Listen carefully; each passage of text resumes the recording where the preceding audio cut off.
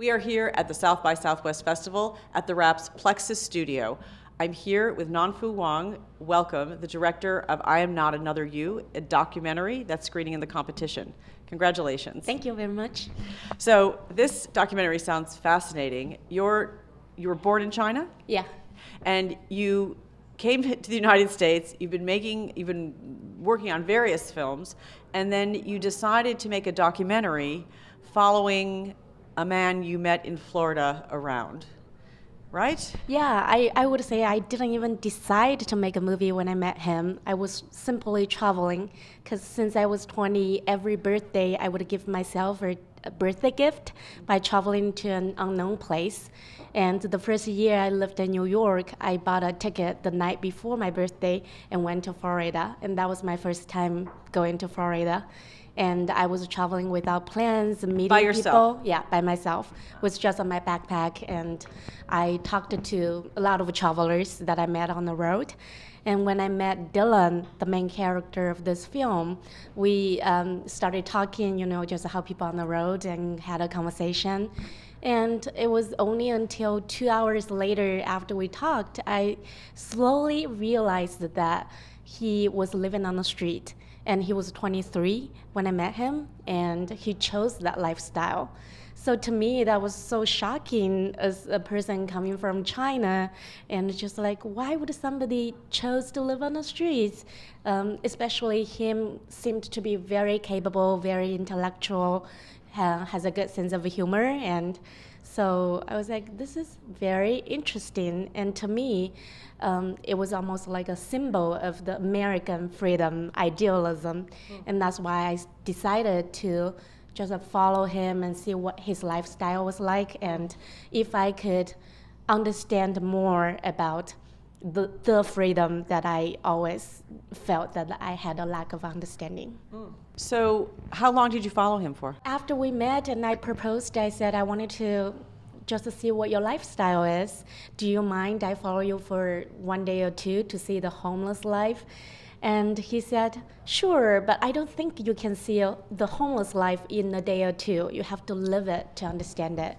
So he said, why don't you come and live with me on the streets, and then to understand it. So I ended up living on the streets for about 2 weeks. Yeah. And how was it? It was amazing. It was very surprising in a way that I felt pretty safe. And even though at night it was very discomfortable, because we often were woken up by police, security guards, rain or sprinklers when we slept in the bushes. Just like every night was 3 or 4 times that you need to get up and then find another place. But I was very impressed by the generosity of people.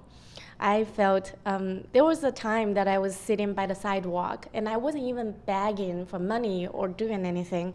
I didn't have a sign, but people were seeing me and they started giving me money. I think one day we got like $160. I was like, wow, that's better than the documentary filmmaker can do. So, yeah, so it was pretty good. What do you think you learned about freedom, America, homelessness? Sort of, yeah, what did you take I from think it? For me, being on that trip, because every day we had so many encounters. From morning till night, we could meet 10 or 20 people from all walks of life, and they would, it's interesting how they would see you and then initiate a conversation. And then they would reveal something that they wouldn't otherwise to even some of their closest people in their lives. So for me, that trip was a window to see the American society and to see how people all have different opinions and judgments towards, someone like Dylan, a homeless person. And I think I discovered more than just the idealism and the freedom.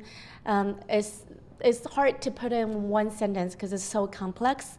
It touched upon so many issues like religion and homelessness, mental illness, and family. It just like so many things were in that one story. I mean, I think that most of us would say that homelessness in this country, which is an epidemic, and I live in Los Angeles, there's so much homelessness. I was just in San Francisco. It is truly an epidemic, and there are many places where it is. It is a sign of our failure as a society. Yeah. And I think that's how I always see it. And I've been to, lived in Europe where there's more of a social welfare net. And I imagine that China must also have a way of taking care of people. You would think. No? No, it's very stigmatized. I think a lot of people in China who admire and fantasize America would say, look at America, even homeless people in America are free and happy. So that's how we feel. And I think we all see other countries, the best sides from outside, and we don't see the problems from inside. And I think the homelessness in America, the way that I discovered, is not only people would say the failure of the system, but I think it's the failure of people to understand them, because when we bring up the issues, everybody thinks that they know something about it, and there is a lot of stereotypes and labeling, and people tend to not see it from a different way, and that's my hope, the hope that my film would do, to bring up this new perspective and challenge people to question their preconceived notions and to look at those issues in a different way.